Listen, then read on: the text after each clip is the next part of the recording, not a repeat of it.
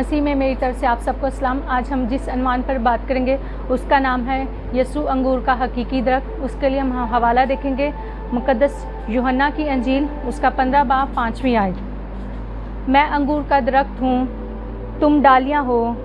जो मुझ में कायम रहता है और मैं उसमें, वो ही बहुत फल लाता है, क्योंकि मुझसे जुदा होकर तुम कुछ नहीं कर सकते। पाक कलाम का पढ़ा और सुना जाना हम सब के लिए बाइस से बरकत हो, आमीन। अजीज़ों, अंगूर का दरख्त, इससे यसु मसीह को तशबीह दी है, और डालियाँ हम बनी नो इंसान जिनके लिए यसु ने अपना खून बहाकर हमें अपने कीमती खून से ख़रीदा है। क्योंकि इसमें जिस तरह आप देखते हैं कि जब डाली दरख्त से जुदा हो जाती है तो वो फल नहीं लाती, बल्कि वो पैरों तले रौंदी जाती है और लोग बाद में उनको आग में झोंक देते हैं। इसी तरह जब हम खुदा से जुदा होते हैं तो आप देखते हैं कि शैतान हमें अपनी तरफ खींच लेता है, और हम यहाँ तक हम खुदा से दूर हो जाते हैं कि हमें पता भी नहीं चलता कि हम खुदा से बहुत दूर हो चुके। हम दुनियादारी में शैतान की गिरफ्त में इतना आ जाते हैं कि हमें किसी चीज़ का अंदाज़ा नहीं होता, क्योंकि कलाम में लिखा है गुनाह की मजदूरी मौत है।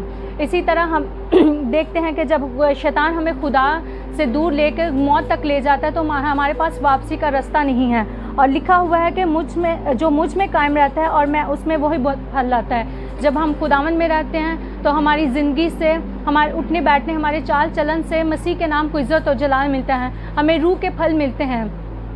और जब हम खुदावन में रहते हैं तो हमें हर एक चीज़ मिलती है। जिस तरह आप सब जानते हैं, सुलेमान को आप जानते हैं कि सुलेमान जब खुदा के साथ चलता था और खुदावन ने उससे कहा कि तुझे क्या चाहिए, तो उसने दुनियादारी की कोई चीज़ नहीं मांगी, उसने बल्कि खुदा से अपने लिए हिकमत को मांगा। और जब खुदा ने उसे हिकमत दी और उसके साथ साथ खुदावन ने उसको दुनिया की तमाम चीज़ें दी।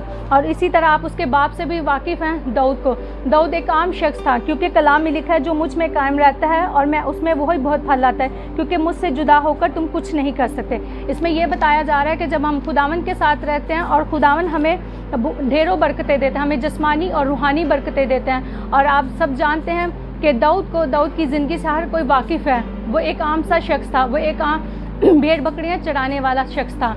और जब उसने अपनी ज़िंदगी खुदा को दी तो खुदावन ने उसे एक आम शख्स से एक बादशाह बना दिया। वो एक चरवाहे से एक बादशाह बन गया। और हमें चाहिए हम भी दाऊद की तरह अपनी ज़िंदगी खुदा को दें, ताकि हम खुदा से जिस्मानी और रूहानी दोनों बरकतों को रिसीव कर सकें और खुदावन के नाम को इज़्ज़त और जलाल दे सकें। और जिस तरह आप सब जानते हैं कि आजकल के दौर में खुदा को ज़िंदगी देना आसान नहीं है। जिस तरह का दौर चल रहा है दुनियादारी में होते हुए, हम दुनियादारी को अहमियत देते हैं, हम खुदावन को अहमियत नहीं देते। हम अपने दुनियावी कामों के लिए बहुत सारा वक्त निकाल लेते हैं, हम जितना मर्जी थके होते हैं, लेकिन हम कहते हैं कि यार हमने ये काम करना है, हमारा ये काम रह गया, हम अपना हर काम करते हैं। लेकिन जब हम खुदावन के लिए आते हैं तो हम कहते हैं हमारे पास 5 मिनट भी नहीं खुदावन के लिए। तो हमें चाहिए हम भी दाऊद की तरह अपना वक्त खुदा को दें और दाऊद की तरह अपना दिल खुदा को देने वाले बने, ताकि हम अपने आप को आसमान की बादशाही के लिए और जलाली कलीसिया में शामिल होने के लिए तैयार कर सकें। ताकि जिस तरह आप सब जानते हैं कि खुदा की आमद बहुत नज़दीक है, ताकि हम अपने आप को खुदा की आमद के लिए तैयार करें। और जब खुदावन आए तो हम उन बादलों पर खड़े होकर उनका इस्तकबाल करने वाले बन सकें। मेरा ईमान है इस कलाम से मैंने बरकत को पाया है, और मेरा ये भी ईमान है कि आपने भी इस कलाम के वसीला से बरकत पाया है। खुदा आपको और आपके घराने को और इसराइल को